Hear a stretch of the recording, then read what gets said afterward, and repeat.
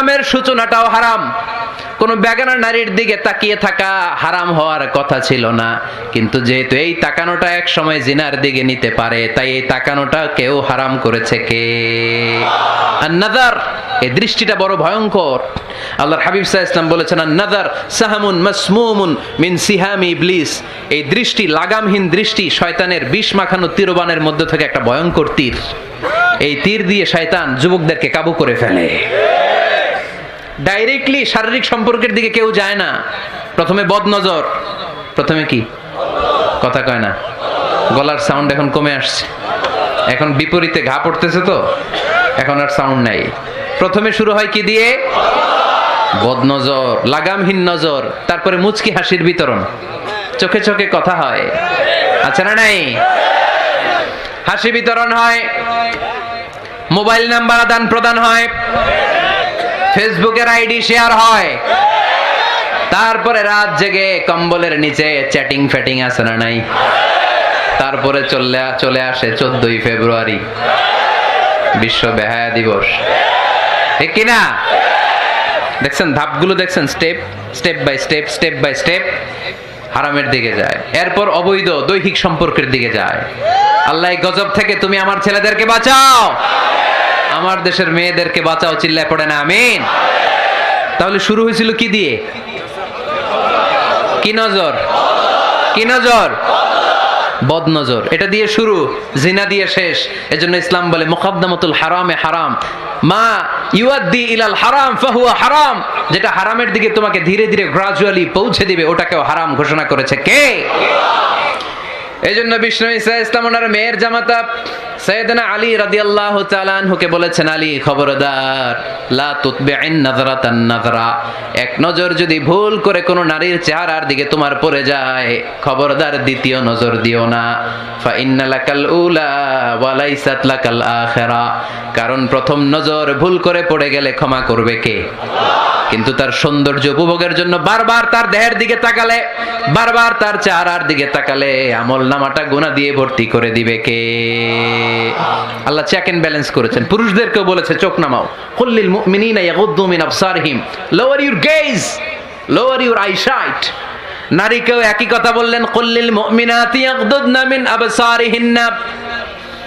ও নারীরা, তোমরাও চোখ নামাও, নজরকে ঠিক করো। এই বদনজর সব সর্বনাশের মূল। জোরে বলেন ঠিক কিনা? এখান থেকেই ধীরে ধীরে অবৈধ দৈহিক সম্পর্কের দিকে যায়। এজন্য এই বদনজরটারও হারাম ঘোষণা করেছে কে? আমাদের দেশে আরেকটা সিস্টেম আছে, হিলা বিয়ে, আছে না নাই?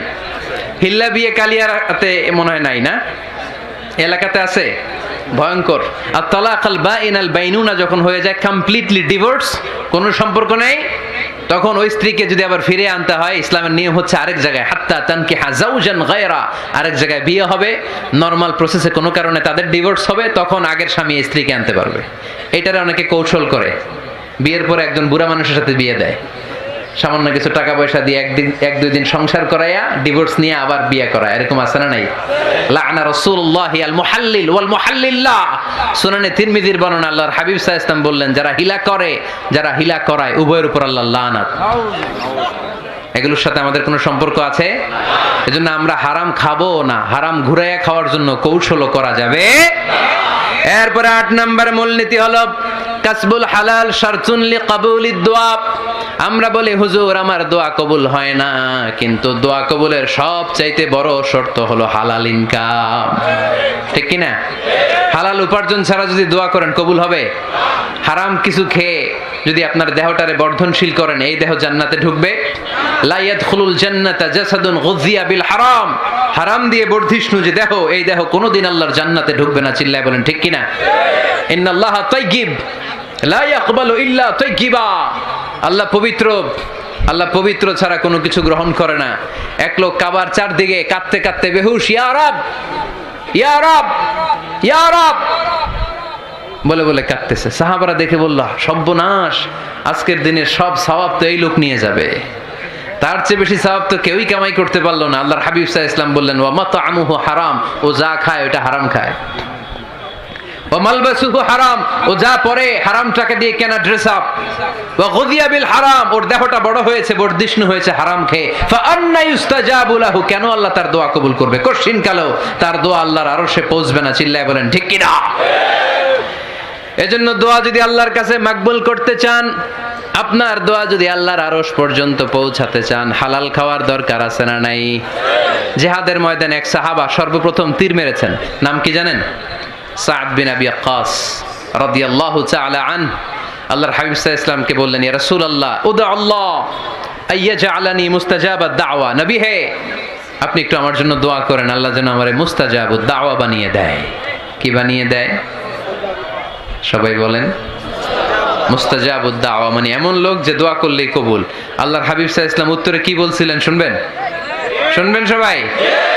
আল্লাহর হাবিব সাল্লাল্লাহু আলাইহি ওয়াসাল্লাম বললেন, ইয়া সাদ আতিব মাতআমাক তাকুন মুস্তাজাবুদ দাওয়া। হে সাদ, মুস্তাজাবুদ দাওয়ার জন্য আমার স্পেশাল দোয়ার দরকার নেই, তুমি যা খাবে হালাল খেও, হালাল খেলেই তুমি মুস্তাজাবুদ দাওয়া। হালাল খেলেই তোমার দোয়া কবুল করে নিবে কে? 9 নম্বর মূলনীতি, আল হালালু হালালুন লিল জামি' ওয়াল হারামু হারামুন লিল জামি'। হালাল এটা সবার জন্য হালাল, হারাম এটা সবার জন্য। আওয়াজ করে উত্তর দিতে হবে, ঘুষ খাওয়া হালাল না হারাম? মিথ্যা বলা এটা আপনার জন্য হারাম, আমার জন্য হারাম না? না, আপনার জন্য হারাম, আমার জন্য। হিংসা করা হালাল না হারাম? এই হিংসা যদি আমার নানা ভাই করে হালাল না হারাম? আমি যদি করি, বাইতুল মোকাররমের ইমাম যদি করে, শুধু কাবা ঘরের ইমাম সাহেব হিংসা করতে পারবে? হ্যাঁ পারবে? হালাল সবার জন্য হালাল, হারাম সবার জন্য হারাম। বলেন তো, বুঝে শুনে উত্তর দিয়েন, প্যান্ট শার্ট পরা হালাল না হারাম? কথা কন আরো জোরে। 2 দল নাকি 1 দল? সবাই বলেন হালাল না হারাম? প্যান্ট শার্ট পরা এটা হালাল শুধু আপনার জন্য নাকি? আমার জন্য হারাম না। প্যান্ট শার্ট পরা আমার জন্য হালাল, আমার নানা ভাইয়ের জন্য হালাল, কাবা ঘরের ইমামের জন্য হালাল। চিল্লায় বলেন ঠিক কি না? আল হালালু হালালুন লিল জামি' ওয়াল হারামু হারামুন লিল জামি'। কিন্তু আমরা প্যান্ট শার্ট পরি না। আমাদের এদেশের আলেম ওলামারা ঢিলে ঢালা জুব্বা পরে, সুন্নতি পোশাক পরে, কিন্তু প্যান্ট শার্ট পরা তাদের জন্য হালাল, আমার জন্য হালাল, ইমাম সাহেবের জন্য হালাল। যেটা হালাল এটা সবার জন্য হালাল, যেটা হারাম এটা সবার জন্য হারাম। আওয়াজ করে বলতে হবে ঠিক কিনা? মদিনাতে বনু মাখজুমিয়া গোত্রের এক নারী চুরিতে ধরা পড়লো। সবাই বলতেছে, ইয়া রাসূলুল্লাহ, এই মহিলাটা অনেক বড় বংশের মেয়ে, আপনি মাফ করে দেন, আপনি হাত কেটে দিয়েন না। চুরি করলে কি করতে হয় জানেন না বোধহয় নিয়মটা? না, হ্যাঁ, ফাকতাউ আইদিয়াহুমা, the government, the authority should cut down his right hand. চুরি করলে হাত কেটে দাও, এটা ইসলামের বিধান। আল্লাহর হাবিবরে সবাই বললেন, ইয়া রাসূলুল্লাহ, এই মেয়ের হাত কেটে দিয়েন না। আল্লাহর হাবিব সাল্লাল্লাহু আলাইহি ওয়াসাল্লাম বললেন, খবরদার, আল্লাহর বিধানের ক্ষেত্রে আমারে সুপারিশ করার স্পর্ধা দেখিও না। লাউ আন্না ফাতিমাতা বিনতি মুহাম্মাদিন সারাকাত লাকাতা মুহাম্মাদুন ইয়াদাহা।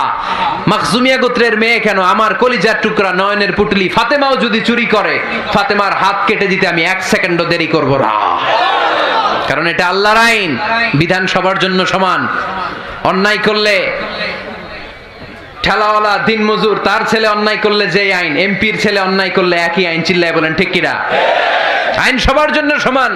There is no difference between black and white, between upper and lower, between the richer section of the society and poorer section of the society, between the member of the parliament and factory worker, between the president of Bangladesh and the rickshaw puller. Everyone is totally equal, 100% equal, completely equal in the eyes of Quran, in the eyes of Islam. ইসলামের দৃষ্টিতে সবাই সমান, এখানে আলাদা নাই। সাইয়েদনা ওমর ফারুকের ছেলে আবু শাহামা নাবিজ খেতে যে এটা মদের মতো হয়ে গিয়েছিল। আমর ইবনে আল আস রাদিয়াল্লাহু তাআলা আনহু ওনাকে মদ খাওয়ার শাস্তি দিয়েছিলেন 80 বেত। ফিরে যখন আসলো, ওমরে ফারুক বললেন, না, তুমি আমার ছেলে কেন খাইলা, এজন্য আমার পক্ষ থেকে আরো 80 বেত। আইন সবার জন্য সমান। চিল্লায় বলেন ঠিক কিনা? এখানে কোনো ডুপ্লিমেসি করার সুযোগ, পার্সিয়ালিটি করার কোনো সুযোগ? আইন সবার জন্য সমান। আল হালাল হালালুন লিল জামি' ওয়াল হারাম হারামুন লিল জামি'। আল হালালু বাইয়িন ওয়াল হারামু বাইয়িন ওয়া বাইনাহুমা উমুরুন মুশতাবিহাত লা ইয়ালামুহুন্না কাসীরুম মিনান নাস। হালাল সুস্পষ্ট, হারাম সুস্পষ্ট। কোনটা হালাল আল্লাহ বলেছেন, কোনটা হারাম বলেছেন, আর কিছু কিছু ক্ষেত্রে আল্লাহ কিছু বলেন নাই। তার মানে আমরা মাফ পেয়ে গেছি ওগুলা। সুবহানাল্লাহ বলেন। রাহমাতান লাকুম গায়রা নিসিয়ান, যেগুলোর ব্যাপারে আল্লাহ চুপ থেকেছেন, আমাদের উপর রহমত দেখাইতে যে চুপ থেকেছেন। এগুলো নিয়ে খোসাখুশি করলে, গুতাগুতি করলে আমাদের উপরে ঝামেলা বাড়বে। চিল্লায় বলেন ঠিক কিনা? আল্লাহর হাবিব সাল্লাল্লাহু আলাইহি ওয়াসাল্লাম বলেছেন, ফাইন্নামা আহলাকাল্লাযীনা মিন ক্বাবলিকুম কাসরাতু মাসাইলিহিম ওয়া ইখতিলাফুহুম আলা আমবিয়াইহিম। আমার আগে যত উম্মাত ধ্বংস হয়েছে, দুইটা কারণে সবচেয়ে বেশি ধ্বংস হয়েছে। নাম্বার 1, কাসরাতু মাসাইলিহিম, বেশি প্রশ্ন করার কারণে। কি করার কারণে? জানার জন্য প্রশ্ন, ঠেকানোর জন্য প্রশ্ন, ফিতনা বাজানোর জন্য আমাদের প্রশ্ন আছে না নাই? না, প্রশ্ন করবেন শুধু জানার জন্য। ধ্বংস হওয়ার 2 নাম্বার কারণ, ফাইন্নামা হালাকাল্লাযীনা মিন ক্বাবলিকুম কাসরাতু মাসাইলিহিম ওয়া ইখতিলাফুহুম আলা আমবিয়াইহিম। নবীদের ব্যাপারে ইখতিলাফ করেছে তারা। আমাদের সমাজে ইখতিলাফ আছে না নাই? দলাদলি আছে না নাই? এই দলাদলি করা যাবে? দলাদলি করা যাবে? আমরা দলাদলি চাই না ঐক্য চাই? এই আপনাদের গলার আওয়াজ, আওয়াজ করে বলেন, দলাদলি চাই নাকি ঐক্য চাই? হালাল চাই নাকি হারাম চাই?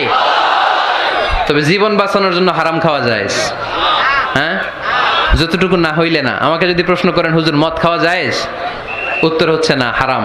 কিন্তু একজন যদি বলে, হুজুর আমি তৃষ্ণায় গলা ফেটে যায়, 3 দিন ধরে 1 ফোঁটা পানি গলা দিয়ে পড়ে নাই, মরুভূমির মাঝখানে দেখলাম 1 বোতল লেখা অ্যালকোহল, মদ খাওয়া যাবে? তখন উত্তর হচ্ছে যাবে। যতটুকু খাইলে আপনার জান বেঁচে যাবে, সুযোগ পেয়ে গট গট করে পুরোটা খাইতে পারবেন না, ঠিক কিনা? এজন্য বিষ্ণু ইসলাম দোয়া করতেন, আল্লাহুম্মা কফিনি বিহালালিকা আন হারামিক ওয়া আগনিনি বিফাদলিকা আম্মান সিওয়াক। আল্লাহ, তুমি হারাম বাদ দিয়ে হালালকে আমার জন্য যথেষ্ট করে নাও। আমরা পড়ি আমিন।